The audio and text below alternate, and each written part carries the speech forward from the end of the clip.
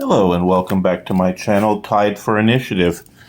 This is not the video that I was going to post today, but the other video requires quite a bit more skill in creating, and I don't have that skill yet, so I'm going to have to go on YouTube to learn how to make a YouTube video about YouTubing. Today's video is going to be about kids and gaming. Now, a little background on myself. I've been playing for almost 50 years. My son has been playing since he was 6. He is now 15. So here are a few things that you want to take into consideration when you are introducing your children or other people's children, with their permission, of course, to gaming or to Dungeons and Dragons specifically. First off, as you can see, I am focused in on the old school essentials, advanced fantasy, and this is the player's tome. As far as simple systems go, this is the one. Okay, this thing is short, sweet. Each class is explained on 2 pages, 2-page spread only. All the information is readily available. It's on a pretty much universal system as far as stat ability bonuses. That's what I wanted to say there. And as far as all of the way that the characters work and the spells work and the skills work, it's all on some pretty simple systems. And when you look at a character sheet for old school essentials, you are looking at 1 page. It does not have to be a big involved thing. So keep this system simple. And another thing about that, one of the best tools about having a simple system is you don't stop the flow of a game that you're trying to get kids to play instead of video games by asking them to roll a whole bunch of procedures. What I mean is you don't want to keep reminding people that they need a feat in order to make that move, or having something depend on remembering to activate a power on a bonus reaction action on your character. Most children I know that I play with, they want to use their imagination. So as little meat or fat, that there is in the way of them using their imagination to play Dungeons and Dragons, the better, because that is the one thing that D&D or other role-playing systems have over playing a video game, is you can go outside of the structure of the game and use your imagination. And speaking of that, one of the things my son taught me when we first started playing is you have to have a map. Maps or scenery. Now, I use the Pathfinder Paizo flip mats, and I'm sure that those have been seen throughout my review caps. And they're basically a 2-dimensional depiction of the scenery in rocks, corridors, structures, props, things like that. And those are very nice for gaming with because they're beautiful. They're professionally done. Throw on some miniatures. Also, another requirement for playing with children is miniatures. That helps keep everybody on the same visual standpoint, like you know where all the characters are, you know the distance, you know who can strike and who can't strike, who's included in the spell, who's not included in the spell, etc. So maps and scenery, that's a big point. Okay, now getting down to actually playing. So you've got your old school essentials, your BX, your Shadow Dark, whatever it is that you're going to use to run the game. Okay, now you've got your scenery, you've got your maps, you got your miniatures for all the characters, you got your goblins and that sort of thing. Now you need to go on a mission. Now, I'm going to talk about short missions and short sessions. The first thing is a short mission. You want to tell the characters the players what they want to do. Okay, so you're all characters. You're in a bar in a small town. It's the Green Dragon Inn, and you hear suddenly a warning bell goes off. And asking around, you find out that means the goblins have attacked and they've taken the children. Okay, so now you know what's going on, and the characters know that they are the player characters. They need to go rescue the children and fight the goblins. So what do we do from there? That's up to them. And that's the beauty of a role-playing game. Does a mage cast a spell? Does the cleric speak with animals? Does the ranger track the goblins? Do they ask around and say, does anyone know where the goblins might be located? And then they go. Now, that now they go on the adventure. If you're trying to get a person with a dangerously low attention span or a give it to me now sort of attitude, interested in Dungeons and Dragons, you can only ask them to sit for a maximum of 2 to 3 hours. 2 to 3 hours for a couple of kids playing Dungeons and Dragons is downright intense for them. Maybe later on you can work your way up to 4 and 6, maybe even marathon settings. But I find that when you're playing with a table full of children, you want to do a 2 or 4 hour adventure maximum, and that would include a break. So a short mission statement. You tell the characters, you make it clear what the characters need to do very quickly. They don't need to investigate a bunch of stuff. This isn't Call of Cthulhu. And then make sure that session is short. That's going to be 2 to 3 hours probably on a regular basis.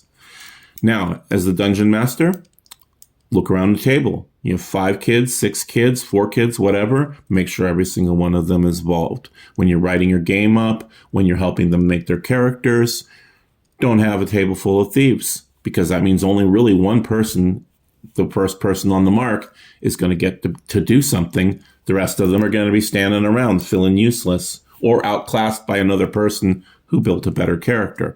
So if you 4 people, go fighter, magic user, cleric, thief. So everybody has a role. And as you're going around the table, has Clyde been talking a lot and Marie hasn't had anything to do? Turn to that player and tell them something has happened in the vicinity of their character, and so that they have a chance to react and role play. So maybe Marie has been hanging back and being quiet, and a little dog walks up to her. She sees it has an arrow wound in it. Now she has an idea that the dog has been attacked by the goblins. Maybe that could mean something. Maybe it just gives her inspiration to go to the temple and buy a healing potion for the dog. Who knows? So now everybody is involved. Okay, so we've been on our adventure. We've got our simple system. Everybody has been using their imagination. They've decided how they're going to find the goblins. Now we have to get to death versus consequences. Now, one of the things that really upsets children, kids, teenagers, is the thought of dying. Losing progress in a video game without a save point. In D&D, it's even worse because there might be a lot of emotion that can center around a character. Once you've actually got them involved in the game, Mark does not want to lose his dwarven fighter that he's been playing for 6 or 7 months. Maybe he really enjoys that character, and maybe he hasn't even said how much he enjoys playing that character. But to suddenly say you're cut down by a javelin can be a little abrupt. So let's talk about death versus consequences. You could kill a character, or they could lose a limb. They could be excommunicated from their church. They could be looked upon as a failure in their order of paladins, etc., etc. There are other ways to give the person the feeling that they have failed, but they can redeem themselves rather than they're dead and they can roll up a new character. Now, of course, some people just say, hey, it's a game. Mark's dwarf died. Let's go ahead and roll him up a new character. And Mark's happy to try out a new character class. That's another thing. When you first start playing D&D, there's a lot of experimenting that goes on. Unfortunately, a lot of people say, I want to play a monster. And then the dungeon master and the other players will try to reel that person in and say, well, you can play a half-orc. That's kind of a monstrous character. And you can definitely get that outcast feeling from playing that character. In closing, I'm going to do a couple of dirty little tricks, or just like fancy little tricks you can do. Now, I kind of touched on it earlier, but one of the things you can do for kids that are playing, especially like in the 9-year-old range, is include animals. Kids love animals, and like a lot of people love animals. So if you give a person a dog or a snake or a bird or something that they're taking care of in the course of the adventure, or that they can train or they can fight for them, or a horse that they can ride, that is another thing that they can interact with to keep them into the game, instead of, say, going to the refrigerator and getting a snack, or petting the cat, or making a phone call, or just browsing on their phone, or heading off and quitting the game completely. Sometimes people like romance or interpersonal relationships. I've known people before that a character's NPC romance can often be what brings them to the table or keeps them interested between the fight scenes. And speaking of fight scenes, heroism, chances for characters to do things. Now, when you're making your battlefield, when you're making your adventure, go ahead and include a gap in the room, like a 10-foot gap, someplace that they have to jump or swing across. Make sure that you established that the barmaid, Molly, was somebody the characters were fond of before she's kidnapped by orcs. That way, when they go into the chamber, the temple of Grumsh, and they go to rescue Molly and the other prisoners, they have more of an attachment. Oh, I'm going to get the one-eyed orc that's got Molly by the throat. And that sense of heroism and attachment to characters can often keep people involved in a game that, remember, we're trying to get these kids to put down a joystick and pick up a piece of lined paper that they've written a few notes on and pay more attention to that. I think I've covered this pretty much, but NPCs. Sometimes a character can become so involved with a mentor, a love interest, a kid in a game, an animal, an institution, and that can become the thing that brings them back to the table. In one of our games, in the Pulp Adventure game that we play, there's an NPC modeled after a character on television, and he's more of a mentor character. But if that character was to talk to my son's character and say, I need you to accomplish a mission, he would make sure that he accomplished that mission. So using an NPC mentor, rival, as another way to get people motivated, enemy, love interest, subordinate, having a character have a squire or an apprentice can give them a sense of responsibility. Oh no, now I have to show a character how to be a paladin, not just worry about being a paladin myself. Now I have to show my squire how to act, so I can't goof off as much anymore. I hope you enjoyed the video.